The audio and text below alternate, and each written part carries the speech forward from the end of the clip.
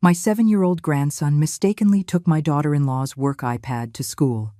His teacher called me. "Ma'am, you need to come down here immediately." I rushed over to the school. The police were already there. An officer led me into a separate room. What we found in there is terrible. Look, when I saw it, I couldn't believe it. I'm glad you're here. If you are watching this video, please like it, subscribe to the channel, and tell me in the comments where you are listening to my story of revenge from. I want to know how far it has traveled. That morning, I woke up to the familiar calm of a new day. At 67 years old, my mornings usually start slow, gentle. The old radio on the kitchen shelf hummed with the constant murmur of the news. Today, they were saying something about a traffic jam downtown. Suddenly, the telephone rang, sharp and piercing, tearing through the silence. I jumped and spilled a little coffee on the table. Quickly wiping my hands on my worn-out apron, I answered, my heart beating a little faster. On the other end of the line was the voice of Miss Albright, Leo's teacher at Lincoln Elementary. Her voice was trembling, hurried, as if she were trying to hold back a panic attack. "Mrs. Miller, you need to come to the school right away. Something happened, something serious with Leo." I felt my heart clench, as if someone were squeezing it. 1,000 horrible ideas raced through my mind. My God, did the boy fall? Did he hurt himself somewhere, teacher? I nearly shouted, my voice breaking with fear. I imagined Leo lying somewhere, his knees bleeding, or worse, that he had had an accident on the playground. "Miss," Albright hesitated, her voice filled with discomfort. "It's not that, but you have to come to understand." I didn't have time to ask more. My mind was spinning, with only one thought. I had to get to Leo now. I quickly grabbed the old cardigan hanging behind the door, without even turning off the stove, not caring about the coffee pot sputtering away. I ran out into the street, my legs trembling, but trying to walk as fast as possible. The world around me seemed to fade. I could only hear the thumping of my heart in my chest. In the cramped taxi, the driver looked at me in the rearview mirror. "In a big hurry, ma'am?" he asked, his voice curious. I didn't answer. I just shook my head, my eyes fixed on the traffic outside the window. In my mind, an image of Leo appeared. That boy with curly hair, with his little hands that always squeezed mine when we went for a walk. If anything happened to him, I don't know how I could go on living. Leo is my light, the reason I still get up every morning with a bit of joy, even though life is no longer easy. When the taxi stopped in front of the school gate, the scene I saw froze me in my tracks. 2 squad cars were parked right in front of the playground, their red and blue lights flashing non-stop, like daggers in my heart. A few parents were gathered nearby, whispering, with looks of curiosity and concern. I overheard a few words: police, device, serious. Each word was like a hammer blow to my head. I pushed my way through the crowd, nearly running toward the office where I sensed Leo was. Upon entering the small office, I saw Leo immediately. He was curled up in a little ball on an old wooden chair, his little hands clutching his backpack as if it were the only thing protecting him from the whole world. His eyes were red and swollen from crying so much. His little boy's face was filled with fear. I wanted to run and hug him, to tell him everything was going to be okay, but my feet felt nailed to the floor. The principal, Mr. Davis, stood up from his wooden desk and approached me. His face showed concern. His voice was low. "Mrs. Miller, we found that Leo brought a device to class that contains some very strange things." Before I could understand what these strange things were, the door burst open. Detective Harding entered, a tall man with a serious face. In his hands, he carried an iPad carefully sealed in a clear plastic evidence bag, the kind I had only seen in police movies. He looked me straight in the eye, with a cold, emotionless gaze. "This is your daughter-in-law's work iPad, Mrs. Jessica Miller," he said in a firm voice. "When we turned it on, we saw things that I think you should see with your own eyes. Jessica, my daughter-in-law, the wife that Mark, my son, was always so proud of, the mother Leo adored." I felt a chill run down my spine. Jessica worked at a large pharmaceutical company, always busy with meetings and business trips. That iPad, I remembered Leo telling me he had taken it by mistake from his mom's desk, thinking it was his to play games on. I scolded him for being careless, but I never thought the consequences would be so severe. Harding motioned for me to follow him into a small adjacent room. As soon as the door closed, all the outside noises, the parents' murmurs, the sound of cars disappeared. It was just me, Harding, and the iPad on the table. He unlocked the screen, and what appeared made my world fall apart. In front of me were not math homework or children's games like the ones Leo used to play. It was a completely different world, a world I never thought could exist in my family. Long messages, full of sweet words, that were not for Mark, but for a man named Julian. Photos being sent, not of the family or Leo's birthday, but murky images, full of secrets. And then, bank transactions with enormous figures, business documents filled with terms I couldn't understand.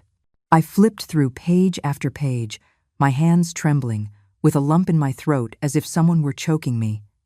"What? What is this?" I whispered, my voice broken. Harding didn't answer right away. He just looked at me, with an expression between stern and compassionate. "We're investigating," he finally said. "But what's in here indicates that Mrs. Jessica Miller is involved in illegal activities, very serious ones." I collapsed into the chair, feeling as if my body didn't have an ounce of strength left.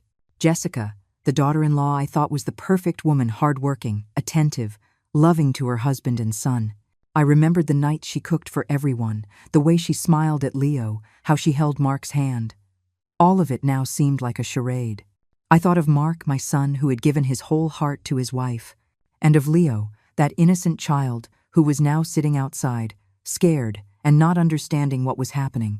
Detective Harding's deep, cold voice sounded like a sharp cut, snapping me out of my daze.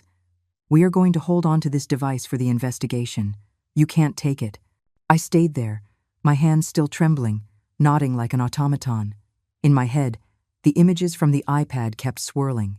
The messages, the figures, the secrets I never imagined would appear in my family. I wanted to ask more. I wanted to understand why, but my throat was dry. I couldn't say a single word.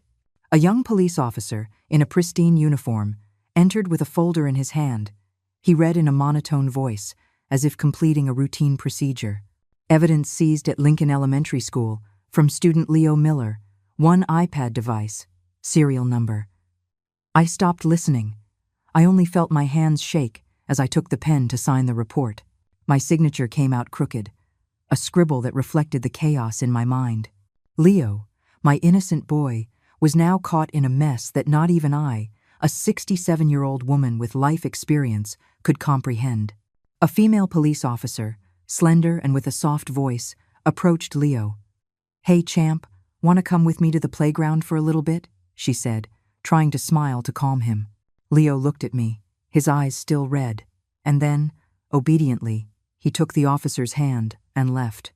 Seeing his small back walk away, I felt my heart ache. He's only 7 years old.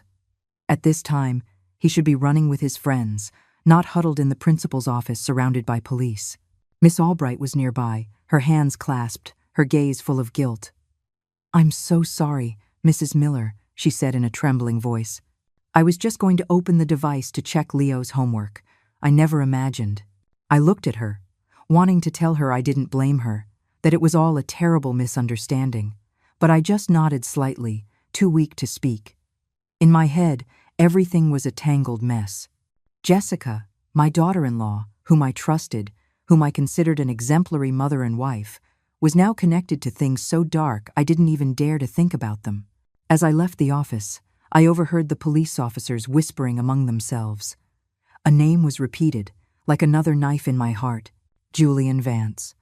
I didn't know who he was, but that name sent a shiver down my spine. It was like a shadow, a threat I couldn't yet see clearly. I took Leo's hand tightly and led him out of the school. The group of parents was still there, their curious gazes following us.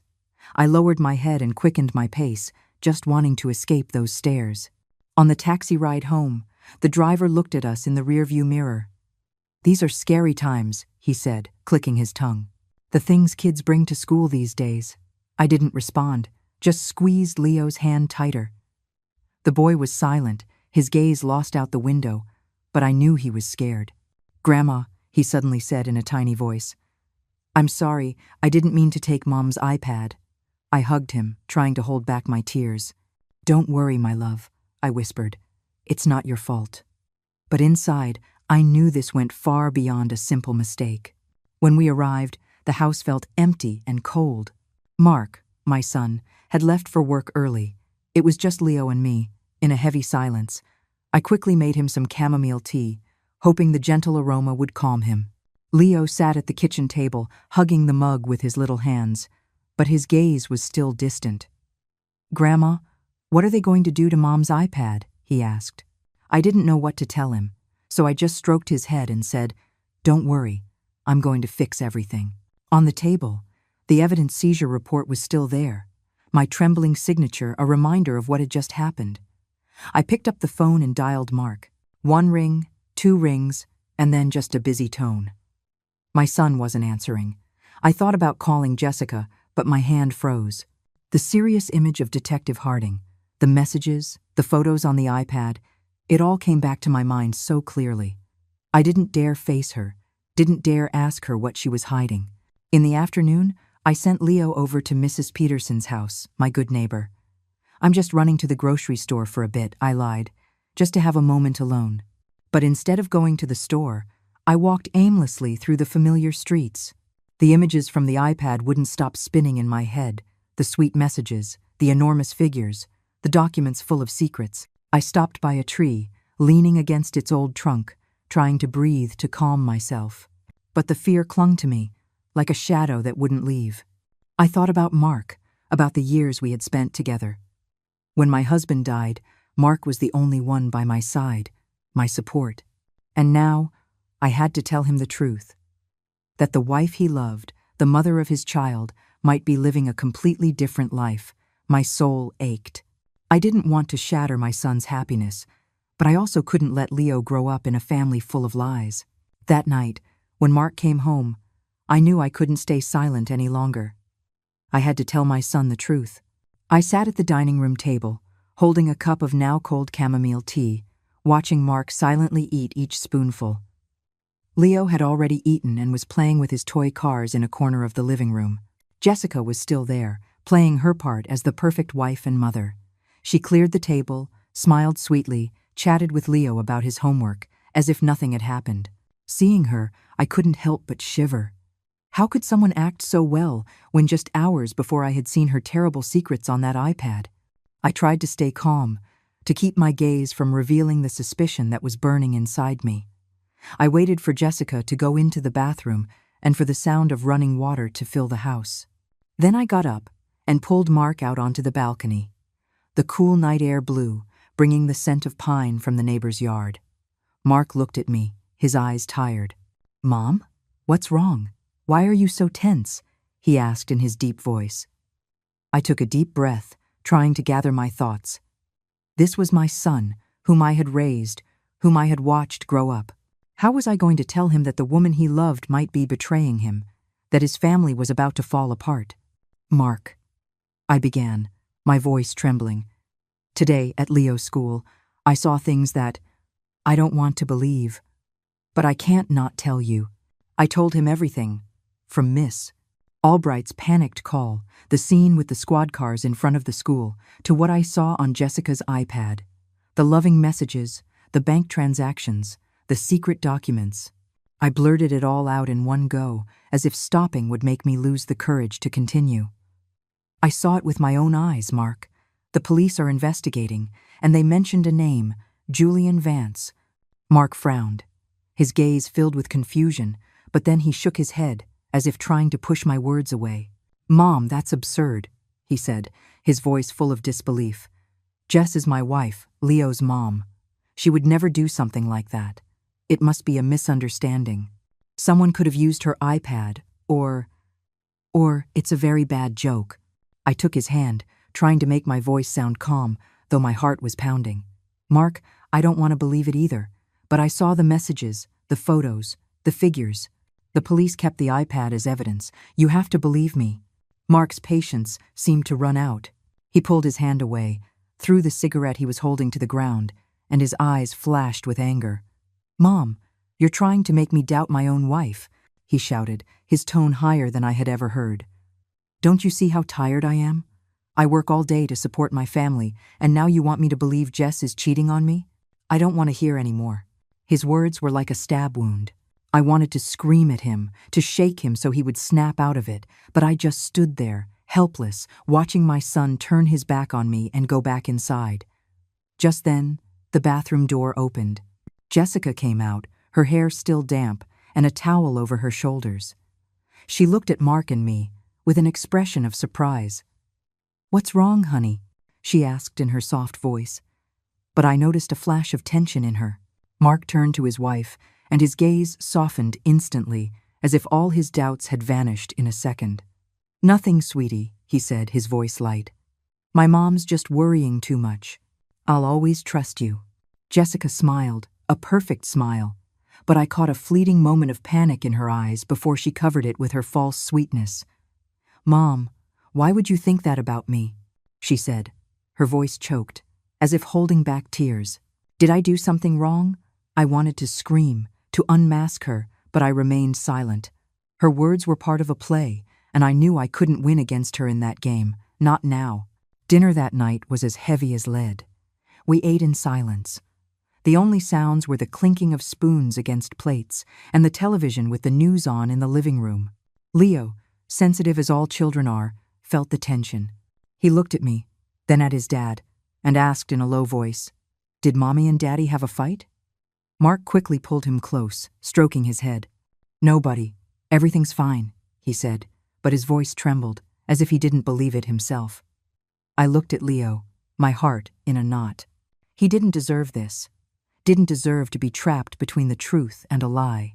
Jessica cleared the plates in silence, glancing at me from the corner of her eye every now and then. Those glances were no longer those of a daughter-in-law, but silent warnings. I tried to act normal, poured Leo more water, but inside a storm was raging. I knew she was studying me, trying to guess how much I knew. After dinner, Jessica suddenly stood up, with an excuse. "I have something urgent from work. I have to step out for a moment." She put on her coat, grabbed her purse, and left before I could say anything. Mark just nodded, as if he were already used to his wife's unexpected departures. I stood by the window, watching Jessica's figure disappear under the dim streetlights. In the darkness, I saw her stop at the corner and pull out her phone. Her voice, though low, reached me through the slightly open window.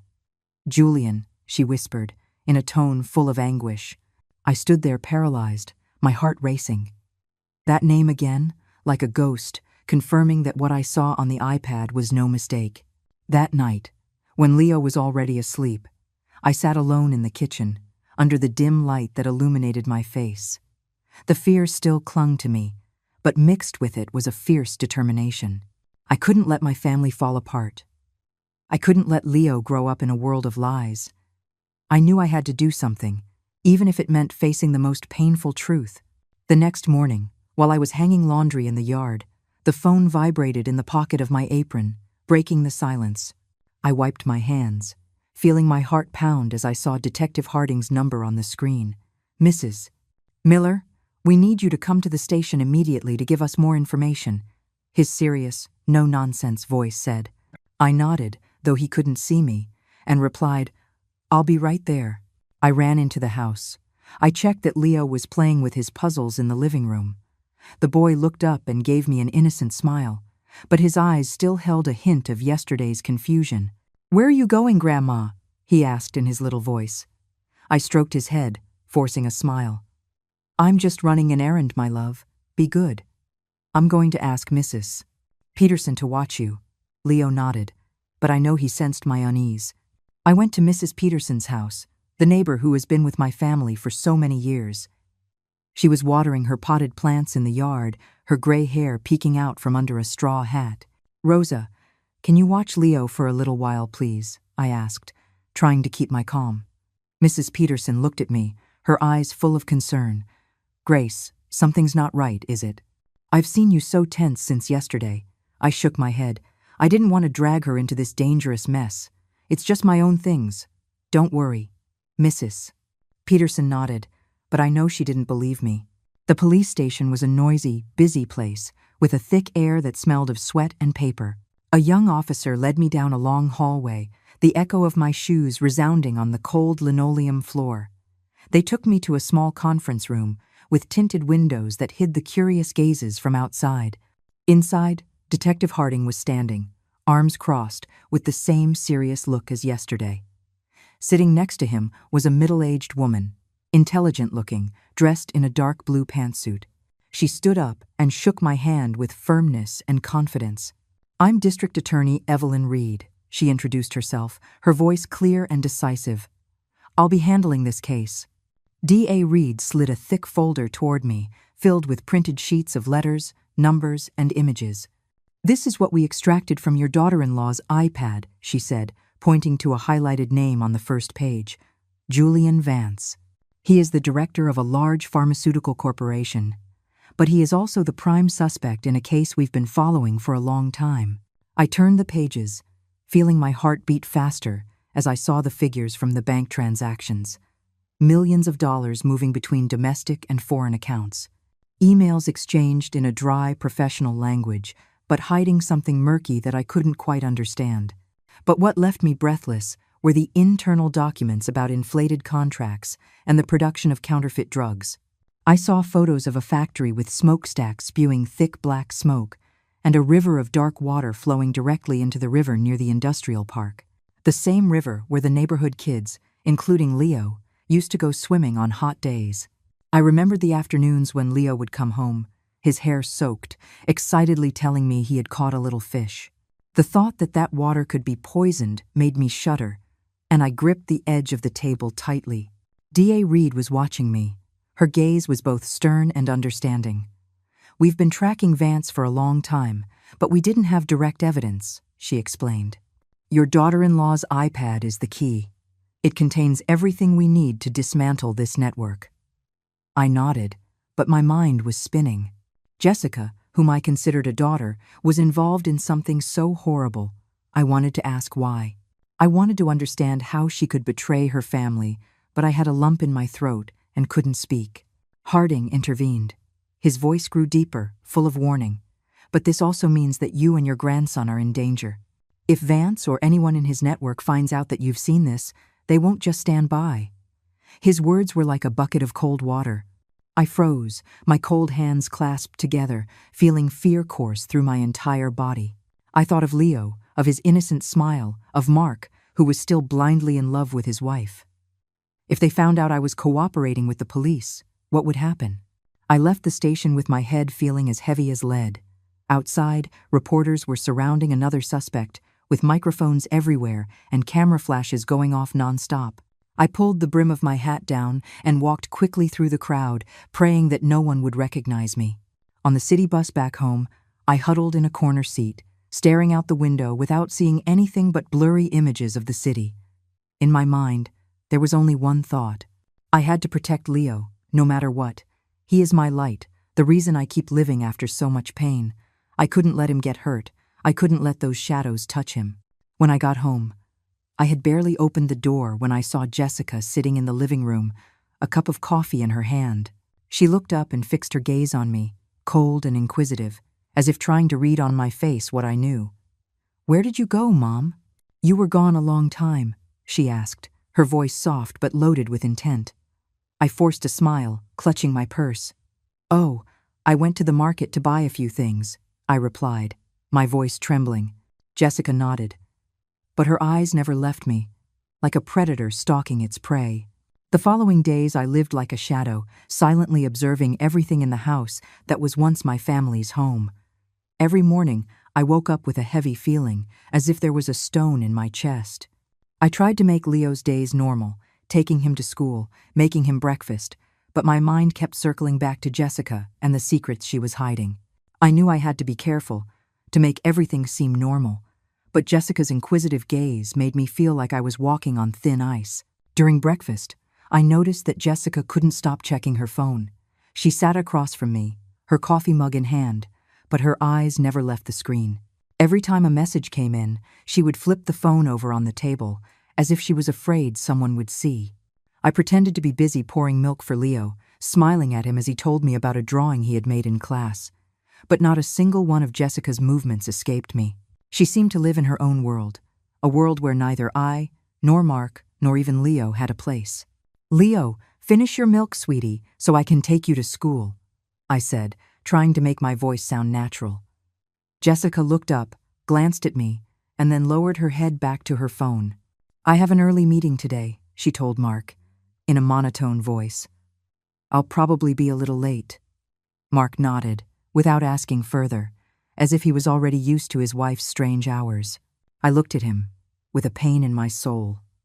My son, that man who used to be strong and full of confidence, now seemed oblivious to the cracks spreading through his own family. That afternoon, Jessica said she had to go to an unexpected meeting. I was at the kitchen door, watching her put on a dark blue dress, perfume, and her hair perfectly styled. "What kind of meeting requires you to be so dressed up?" I let slip, trying to sound casual. Jessica turned and smiled, but her smile didn't reach her eyes. "Important clients are coming to the company, Mom," she replied, and quickly grabbed her purse and left. The door slammed shut, leaving a chilling silence. My gut told me something wasn't right. I couldn't just stand by. I couldn't let things continue like this without doing anything. I ran to Mrs. Peterson's house to leave Leo with her. "Neighbor, I have an emergency. Can you watch the boy for a little while?" I said, trying to hide the panic in my voice. Mrs. Peterson looked at me, worried. "Grace, you're acting very strange. If something's wrong, tell me. Don't keep it to yourself." I just shook my head, thanked her, and left in a hurry. I took a taxi, my heart pounding a mile a minute, and asked the driver to follow Jessica's car. "Please don't let her see that we're following her," I whispered, my eyes fixed on Jessica's white sedan ahead. The taxi driver glanced at me in the rearview mirror, but didn't ask any questions. He just nodded and sped up. Jessica's car stopped in front of an upscale mall, where the glass buildings shimmered in the sunday. I saw her get out, walking confidently, but looking around as if searching for someone. Then, a gleaming black SUV pulled up abruptly. A man in a suit and dark glasses got out and opened the door for her. I barely managed to see the license plate before Jessica got in and the SUV sped off, disappearing into traffic. I stayed there, gripping the seat, trying to memorize the license plate. The man's face was a blur, but the way Jessica got into the car, without hesitation, made me feel like I was being choked. I asked the taxi driver to take me home, my mind a mess. The image of the black SUV and Jessica's furtive glance haunted me, like a confirmation that what I saw on the iPad was no mistake. A few days later, they called me back to the station. In the small conference room, DA Reed and Detective Harding were waiting for me. "Mrs. Miller, do you have any new information?"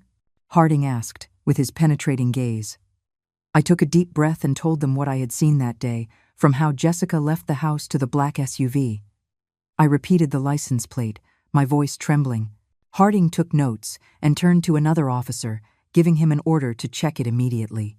A few minutes later, he returned and nodded. "It's Julian Vance's car." DA Reed passed me a file with a photo of Julian Vance, taken at a charity event. He was wearing an elegant suit, and his arrogant, fake smile sent a chill down my spine. "This is Jessica's lover and the mastermind of the entire network," DA Reed said, her voice grave but firm. "He's behind the production of counterfeit drugs and money laundering. Your daughter-in-law's iPad has given us the evidence to get closer to arresting him." I looked at the photo, feeling my blood run cold. Julian Vance. That name was no longer just a ghost, but a real person, with a fake smile and cold eyes. I thought of Jessica, of how she continued to act like the perfect wife in front of Mark, and my soul ached. How could she live two lives on one hand, Leo's mother, and on the other, the accomplice of a man like Vance? That night, we were all watching TV, but I couldn't concentrate. Suddenly, on the news, there was a report praising Julian Vance for his great contributions to public health. His image on the screen, in the middle of a cheering crowd, left me frozen. The applause from the television was like hammer blows to my heart. I glanced at Jessica and saw that she was smiling, but it was a tense smile, as if she were trying to hide something. Mark didn't notice. He was focused on the screen, and Leo yawned, resting his head on my shoulder. Late at night, I got up for a glass of water, still restless. As I passed through the kitchen, I was surprised to see Jessica sitting there, in the dark, with only the light from her phone illuminating her face. I quickly hid behind the door, my heart racing. Jessica was whispering into the phone, her voice sweet but full of tension. "I love you, Julian," she said, with a happy smile I had never seen her give to Mark. I stood there, rooted to the spot, feeling my world collapse once more. I silently returned to my room, lay down, but couldn't sleep. On Saturday night, the atmosphere in the house seemed a little lighter. Mark and Leo were sitting in front of the TV, watching a football game with enthusiasm. The shouts from the screen mingled with the laughter of father and son. I was in the kitchen, cutting fruit, trying to immerse myself in that rare moment of peace. But deep down, I knew it was all a facade. The fear and suspicion were still there, like a shadow that never left. Jessica came into the living room, smiled tenderly at Leo, and then turned to Mark. "I need to make a work call," she said, in a soft voice, as if it were nothing. "It's an urgent team meeting, you know." Mark nodded without taking his eyes off the screen. "Sure, honey. Go ahead," he replied, unconcerned. Jessica went into the small study at the end of the hall and closed the door. I put down the knife and looked at the fruit platter, feeling a deep unease. I don't know what prompted me, but my feet carried me down the hallway on their own. As I passed the study door, I heard Jessica's voice, harsh and tense, completely different from the sweetness she had just shown. "It's not possible," she almost shouted, her voice trembling. "The police have the iPad. If everything comes out, we're finished." I stopped in my tracks, my heart pounding so hard I thought it would burst out of my chest. A man's voice, deep and cold, replied through the speakerphone, loud enough for me to hear every word. "Calm down, Jess. If that old woman dares to open her mouth, we'll have to make her pay. Do you understand?" I stood frozen, my feet glued to the floor. That old woman. I knew he meant me. The threat was like a sharp knife that plunged into my heart, making me feel that the danger was no longer a distant worry, but a reality closing in. Inside, Jessica was silent for a moment, and then she replied in a low but determined voice. "I know. I'll take care of it." I tiptoed back so as not to make a sound and ran back to the kitchen. I stood there, gripping the edge of the table, trying to catch my breath. My breathing was ragged, as if I had run a marathon. I looked at the fruit platter, the perfectly cut pieces of mango and watermelon, and told myself I had to act normal. If Jessica found out I had overheard her, if she suspected I was watching her, I didn't dare to think what would happen to Leo, to Mark, to this whole family. A moment later, Jessica came out of the study, her face impassive, but as soon as she saw Mark and Leo, she forced a radiant smile, as if that terrifying call had never happened. "Who wants fruit?" she asked in a syrupy voice, taking the platter from my hands. Leo shouted with joy and ran to his mom, while Mark smiled and hugged him. I stood there watching the scene, but with a cold feeling in my soul. How could she act so well? How could she smile at her son when she had just been plotting such dark things? That night, the atmosphere in the house became more tense than ever. Leo accidentally spilled a glass of milk on the table, something insignificant that at any other time no one would have noticed. But Jessica exploded, her eyes flashing with fury. "It's all your fault," she shouted at him, her voice sharp. "All the problems are because of you." Leo stood there stunned, his round little eyes filled with fear, on the verge of tears.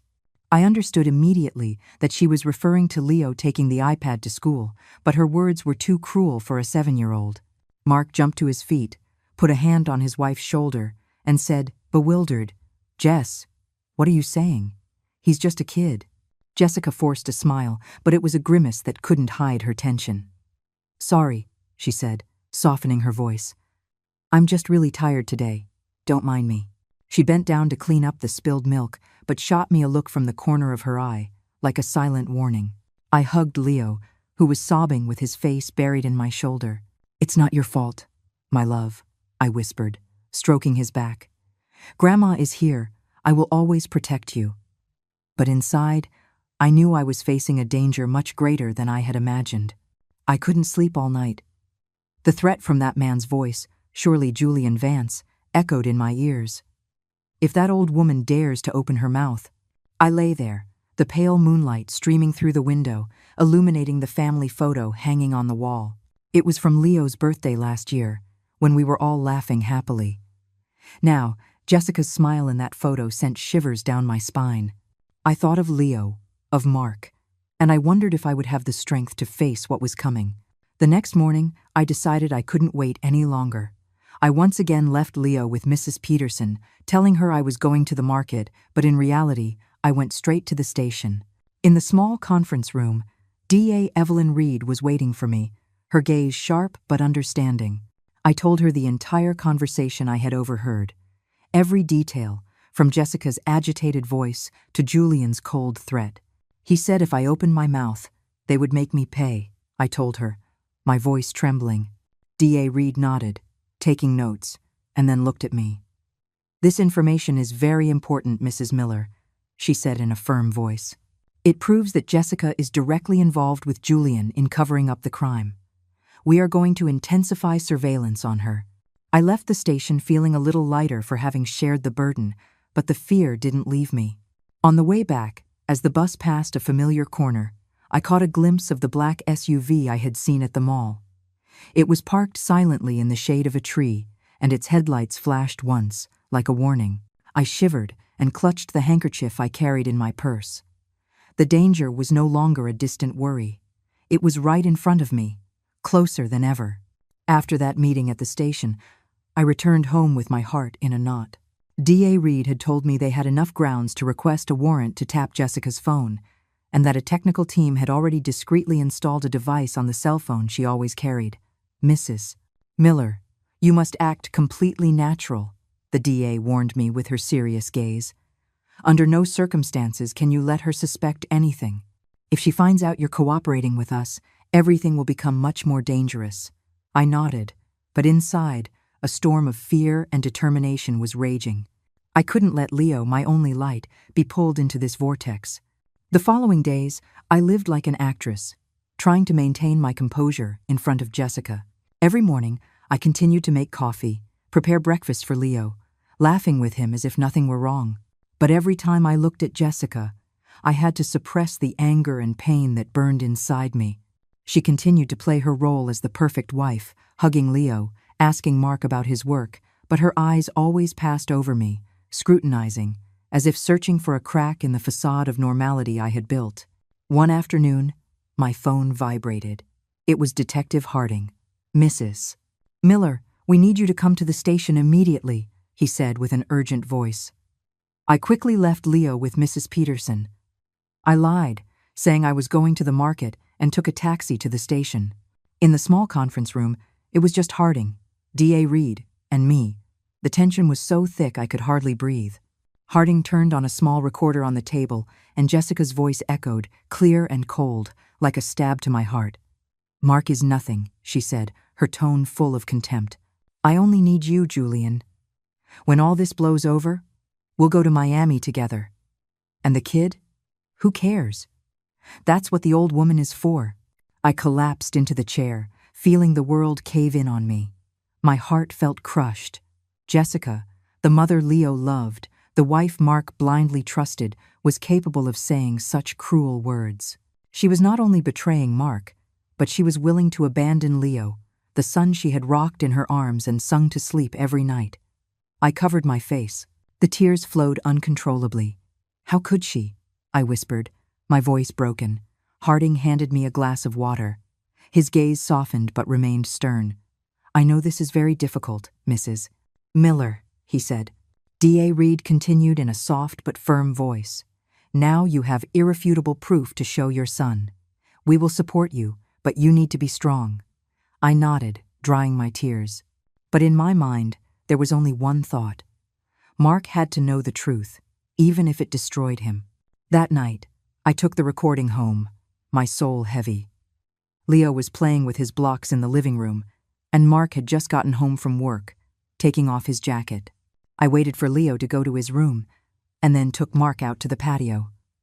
The night wind was blowing, bringing the coolness of autumn. "Mark, I need you to listen to this," I said in a trembling voice, handing him the small recorder Harding had given me. Mark looked at me, his eyes full of doubt. "Again with this, Mom? I already told you I don't want to hear any more nonsense stories about Jess." I took a deep breath, trying to stay calm. Just listen to it, Mark. Just this once. If I'm wrong, I will never mention it again. He hesitated, but finally took the recorder. As Jessica's voice echoed, I saw Mark's face change. Doubt turned to shock, and then to a deathly pallor. Maybe it's edited, he muttered, but his voice trembled, as if he didn't believe his own words. Just then, my phone rang. It was Harding. I put it on speaker, and his serious voice resonated. Mrs. Miller, I have sent you this recording from the official surveillance system. It is authentic evidence, without any alteration. Mark sank into a chair, holding his head in his hands, his eyes bloodshot. Leo ran out of his room, sensing the tension. "What's wrong, Daddy?" he asked with a worried voice, clinging to Mark's hand.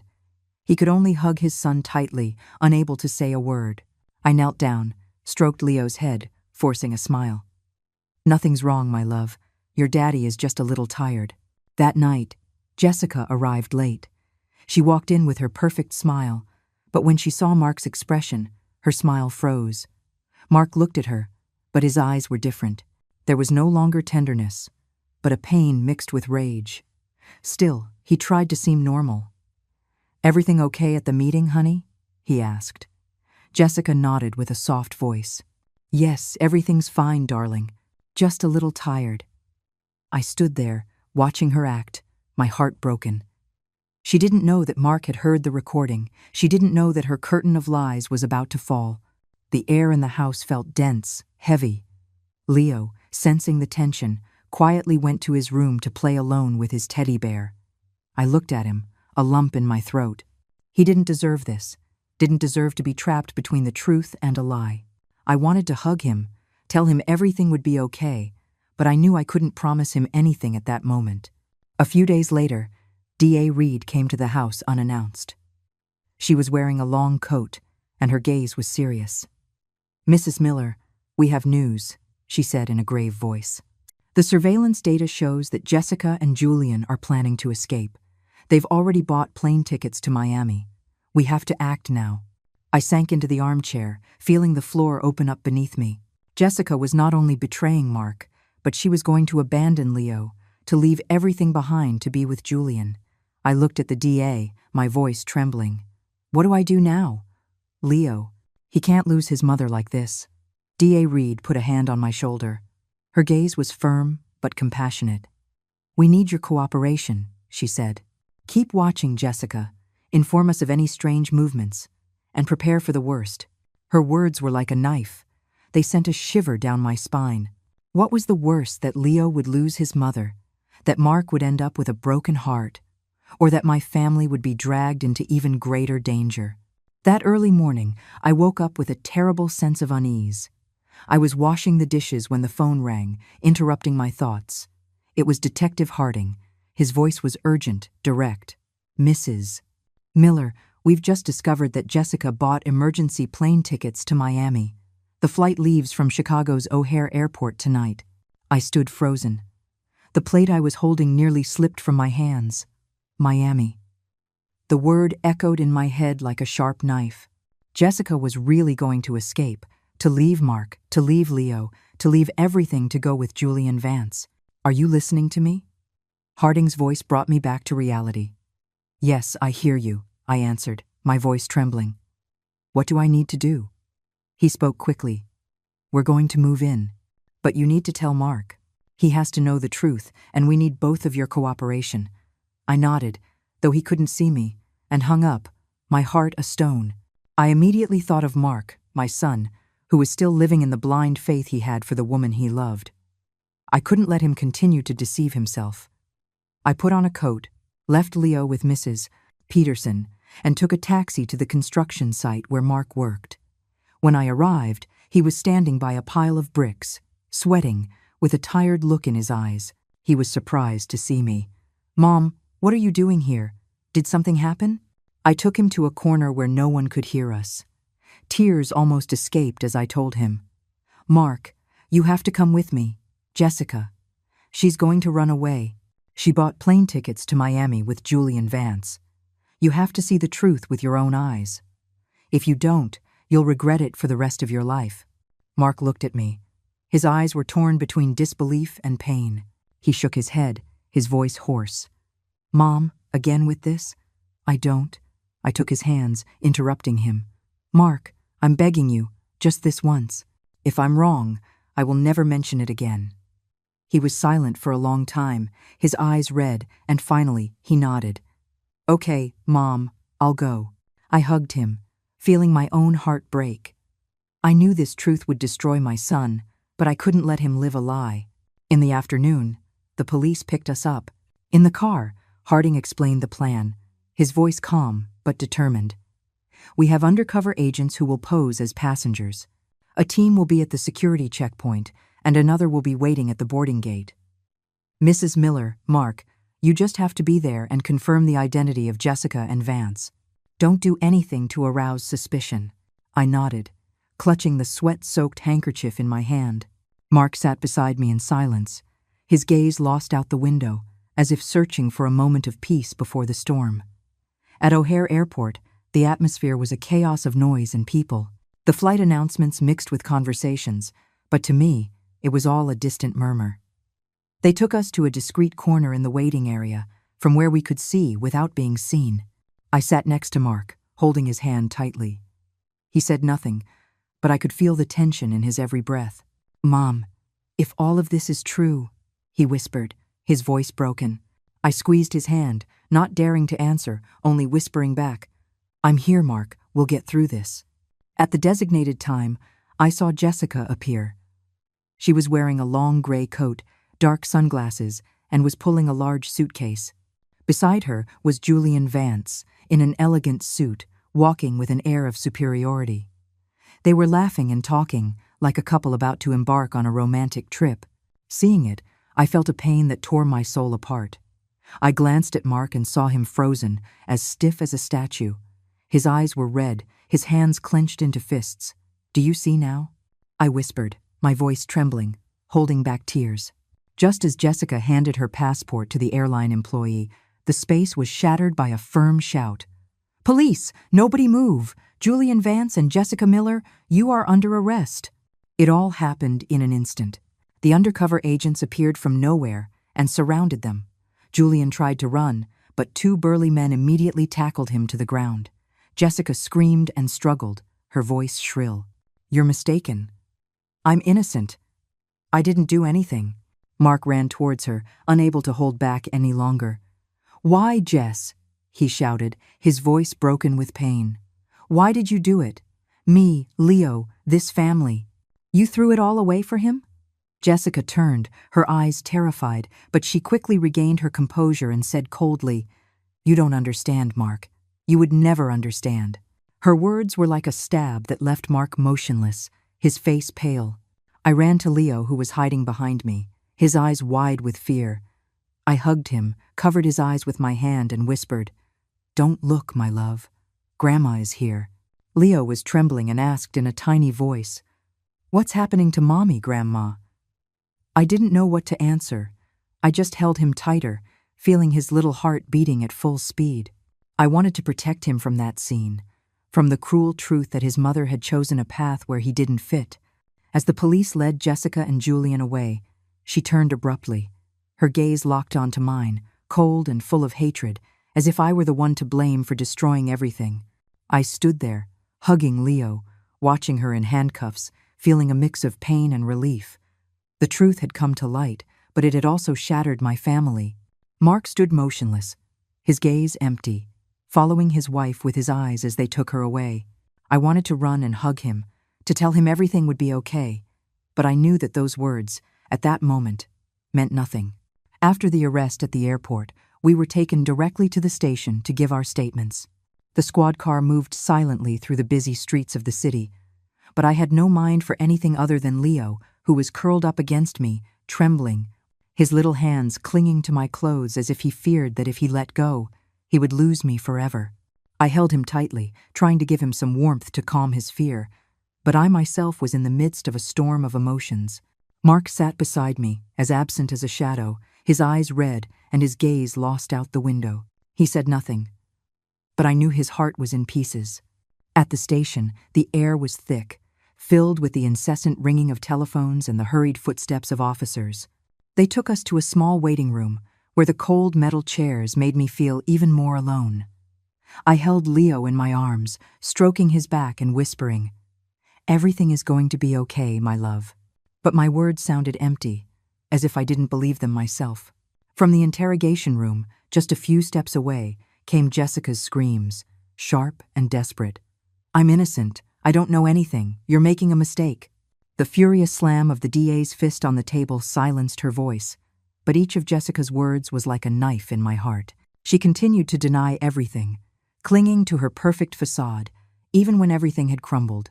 Hours passed in that cold waiting room. Leo fell asleep on my lap, and his steady breathing was the only thing that kept me sane.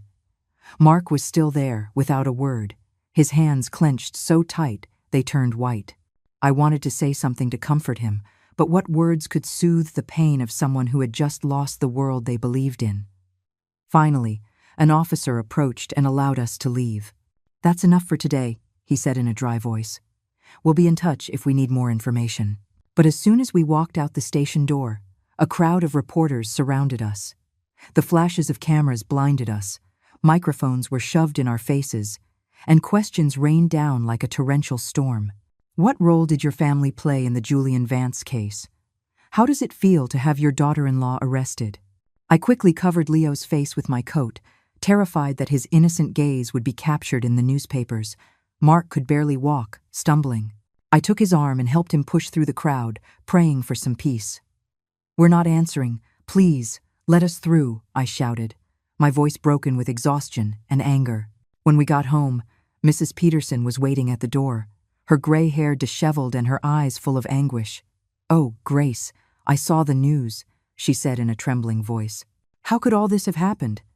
I just shook my head, unable to speak.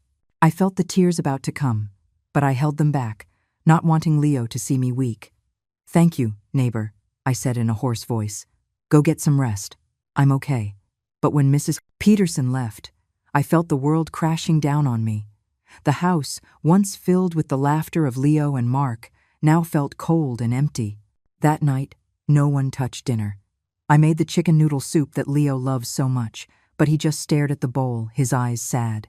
Mark sat alone in a corner of the living room, with a more than half-empty bottle of whiskey. He mumbled almost inaudibly.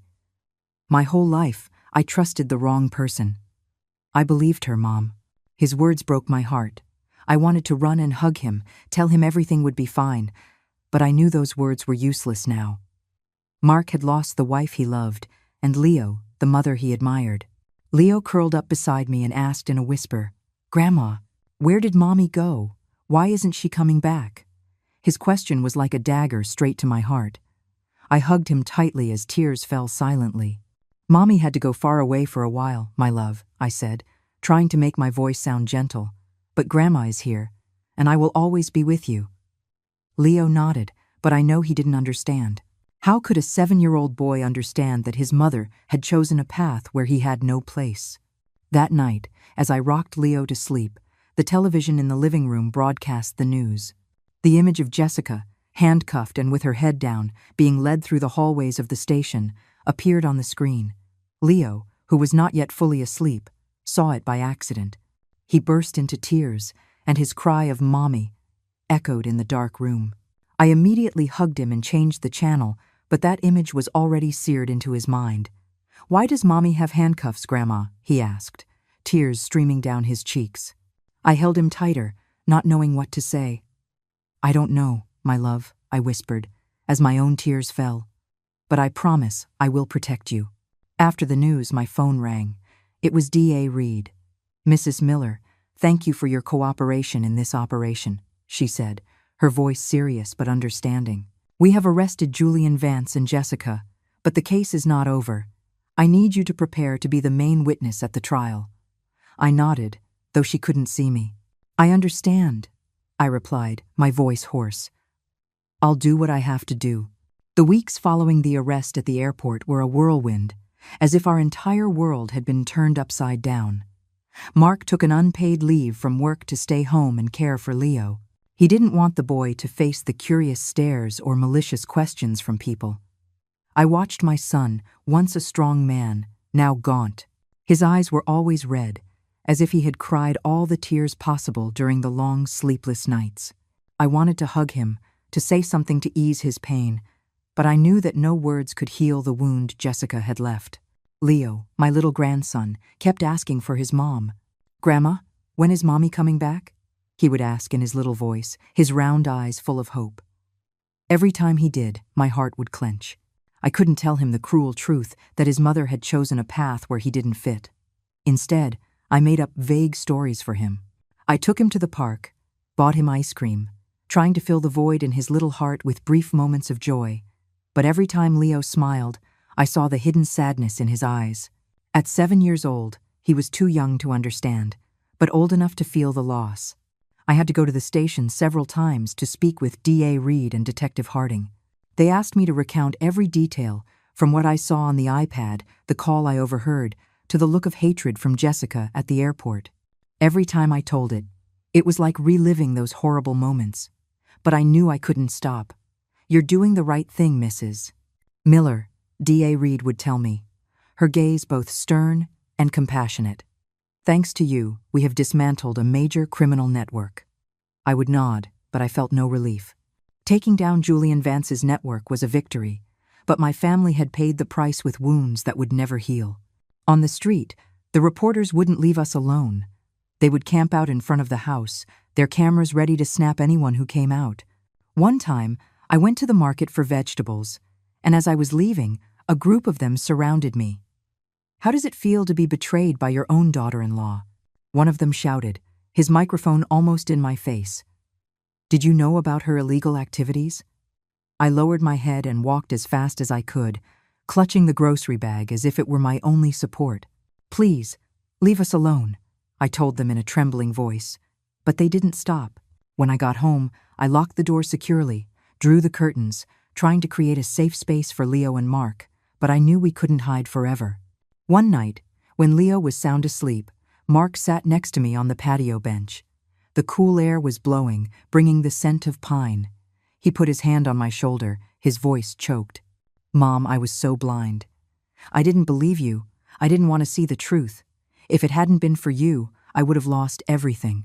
Tears streamed down his cheeks, and for the first time in weeks, I saw my son cry.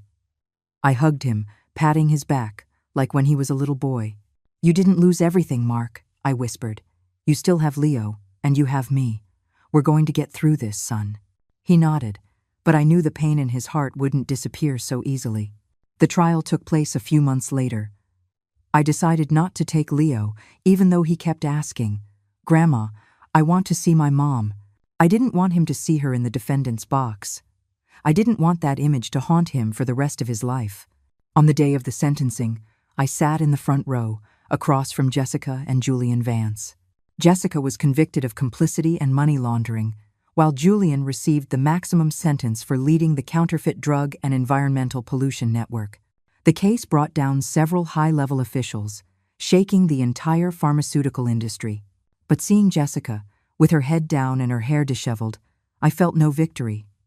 I only saw a woman who had lost everything to ambition and lies. Returning home after the trial, I felt as if I were waking up from a long nightmare. Mark was at the door, greeting Leo, who was coming from Mrs. Peterson's house. The boy ran to hug me, saying cheerfully, "Grandma, I made a drawing at school today. I want you to see it." I smiled, stroking his head, relieved to see his innocent smile. We sat on the patio. I made a pot of chamomile tea, whose aroma filled the air. Mark sat next to me while Leo played in the garden, chasing a butterfly. The sunset was falling, painting the yard in gold, and for the first time in many months, I felt a bit of peace. I looked at Leo and thought about the painful path we had walked. Who would have imagined that, because of a simple iPad, a child took by mistake, a whole curtain of lies would come crashing down? That truth was painful. It shattered our family, but I would rather face it than live my whole life in a false happiness. I leaned over, gave Leo a kiss on the forehead, and felt his warmth. "I love you, my boy," I whispered, with a lump in my throat. Sitting there, under the sunset light, I promised myself that I would do everything possible to rebuild what was left of this family. Leo needed me, Mark needed me, and I needed them to keep on living. Life had taught me one last lesson. The truth, however cruel, is always worth facing, because only it can open the path to healing and starting anew. I watched Leo run through the garden. His smile was like a ray of sunshine dispelling the darkness. And I knew that, although the road ahead would be difficult, we would overcome it together, step by step. The story you have just heard has had names and places changed to protect the identity of those involved. We do not tell it to judge, but in the hope that someone will listen and stop to reflect. How many mothers are suffering in silence within their own homes?